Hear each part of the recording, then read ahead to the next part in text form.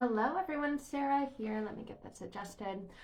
Today we're going to dive into shadow work. So many people that I connect with say that they have done a lot of work on their own. That's natural. When we get to this place where we feel stuck in life, where we feel that we're not where we want to be, where we desire to experience a breakthrough, a turnaround, whatever it is, where we feel blocked internally by something, and we begin looking at ourselves and we begin this journey of introspection and reflection on what led us to this place, what led us to this present place, to this present experience of where we're at, because we have a goal, we have a desire to be somewhere else, to be experiencing something else, yet we're here. And so many people that I connect with, whether they come to me to work privately or whether they come to learn more about the program Transforming Past Pain to Present Power, because they've lived through emotionally abusive and neglectful relationships, whether from parents or from partners, whether from narcissistic relationships. A lot of people have done shadow work, and a lot of people get stuck with the shadow work, or they feel that the shadow work was this box of their past, like a box of trauma from their past, almost like Pandora's box. And they feel that when they've done this shadow work on their own, they've really, really done a lot of work. They've put a lot of time, a lot of energy, a lot of money, a lot of effort into trying to figure this out on their own. And most people do that, and that's what I did in the past as well. It's the first step. The first step is becoming aware of what you've experienced, aware of what you desire to experience, and then what is the bridge that I can get from here to here? What do I need to quote unquote do? And there's this essence of needing to do to get to what you want to be.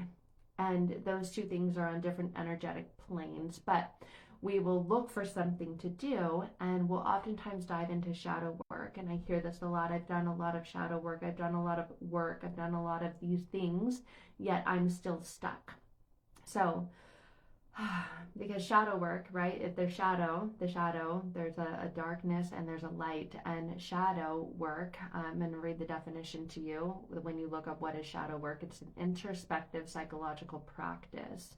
Shadow work is an introspective psychological practice that anyone can do that can lead to a more fulfilling life. That is the desire. But a lot of people don't actually get to that place where through the shadow work they're led to a more fulfilling life. A lot of people through the shadow work get to a life where they're more traumatized, where they're more aware of their limitations. They're more set back because now they're more consciously aware of all the things they've been through, and their mind has developed this perception: to get to where you desire to be, you need to go through all of those things you've already been through again. But the truth is, you've already been through them. So to believe that you need to go through them, of course, naturally makes you feel stuck and blocked, because how can you go through something you've already been through? But the mind says there's something there that is unprocessed, unresolved, that is blocking you and stopping you from moving forward to living the life that you deserve and desire. So with a lot of shadow work, you already may feel that you've accomplished and achieved so much and have gotten so far in your life, and you're living in this light, but you're pulled back into the shadow. Energetically, emotionally, mentally, spiritually, you step back into that darkness. So it can feel, when you're in that darkness, so much heavier. It can feel like, is this what healing is like? Constantly being pulled back into the dark? Because if that's what healing is like, I'm never going to heal.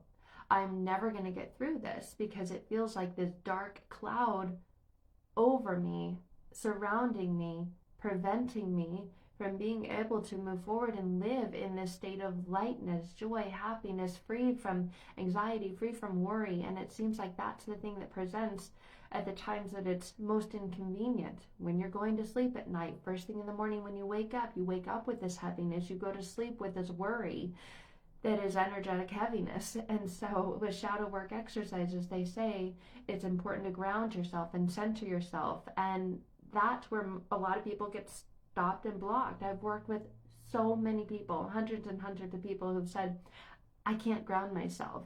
I can't center myself. That's part of the problem. There's a million problems, but I can't even ground or center myself. I feel grounded, I feel rooted, I feel centered in worry, in anxiety, in fear, in judgment, in lack. And so, how is it that I can get to this place where I can start this work if I don't feel grounded and centered? I am grounded and centered, but unfortunately, because of what I've gone through, I'm grounded and centered in the shadow, in the darkness, in things that are hindering me, that are preventing me from being able to even do the work. So that's where I am. What can you do with that? And I laugh and I smile, not a haha at you, but a with you through an understanding of I get it. And that is the unconscious mind at work and at play. And that is the area and the realm of which I work with people in. We get to that internally, unconsciously, not what you think it is, because thinking is a conscious process. And we think, I need to be in this place before I can do this so that I can get there. And it seems like life is this maze that we keep getting stuck in the dead ends of. But we know there's an out. We know there's an exit point to this pain, to this anxiety, to this worry, to this fear, because we desire that, but we've got to get out of this maze to experience that. So that is where just doing the work consciously, and a lot of the shadow work, especially when you're doing it on your own, becomes this conscious process that you get stuck in. And your emotions, when things come up from the past, are heightened. And in that, you go into a trauma response. You go into a flight response. You want to leave, you want to stop doing the work because it feels overwhelming. You step into this heightened emotional state of fear, worry, anxiety, judgment. You begin judging yourselves, and then you begin seeing the ways that others judge you, and then you get stuck in the judgment, blocked by the judgment, and then you feel paralyzed by it. So that's a state of freeze response. And so you notice these trauma responses coming up and go, how am I ever going to change this? The shadow work is supposed to help, but it's actually making things worse. And so you stop doing it, because why would you continue to do things that make you feel worse when your desire is to feel better, is to move through this?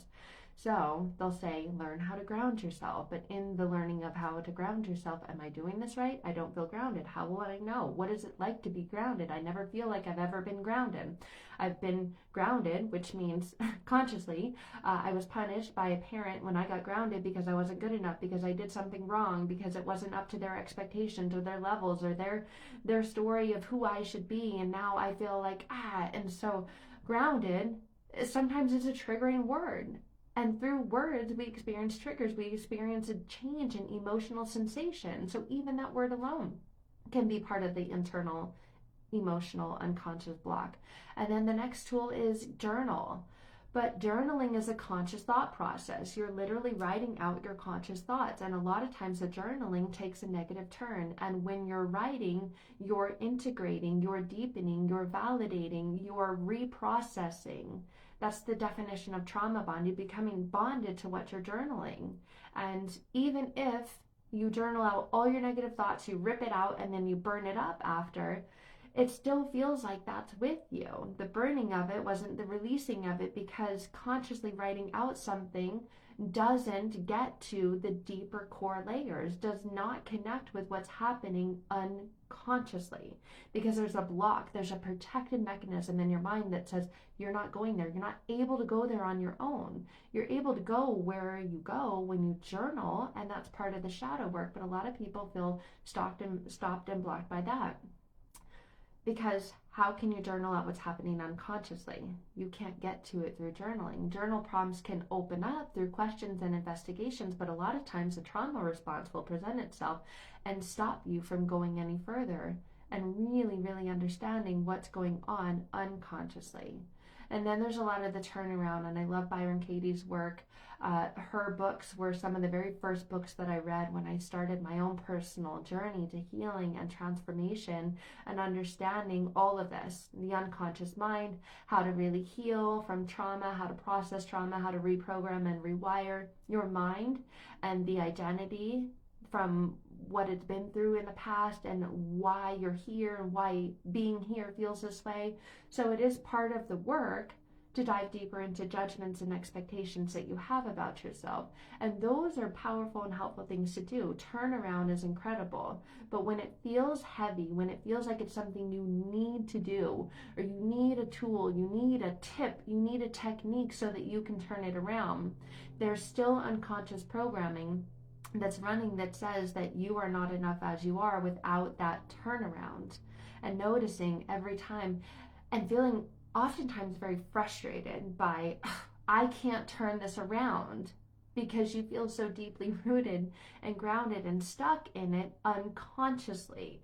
And you're consciously trying to turn it around, putting energy and effort. And in that, there's frustration, there's disappointment, there's expectation, there's judgment. I should be here by now, and I can't, so I need this tool, tip, or technique to turn it around. And this feels exhausting. I just want to be on the other side of the turnaround. I don't want to need to turn it around.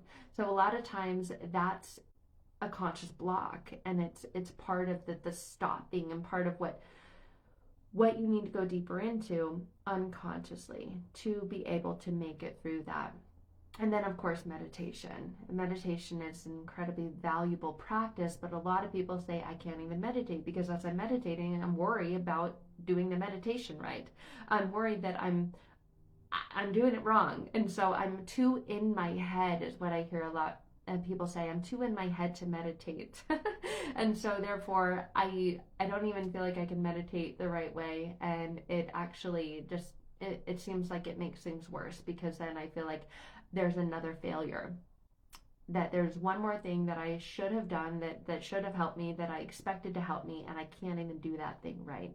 So a lot of people get stuck with this and end up at this roadblock when they're doing shadow work. And we should be able to be aware and notice our thoughts, but sometimes it feels like your thoughts are literally coming at you like a fire hose, and they're going a million miles an hour, and then you feel consumed, you feel overwhelmed with, okay, hold on, I need to slow them down, I need to spread them apart, I need to separate them so that I can see what I need to do with them. And oftentimes there's a feeling of needing to do something with them, but not knowing what you need to do with them. So there's missing pieces, it feels like. So a lot of that comes up with people who've tried to do shadow work.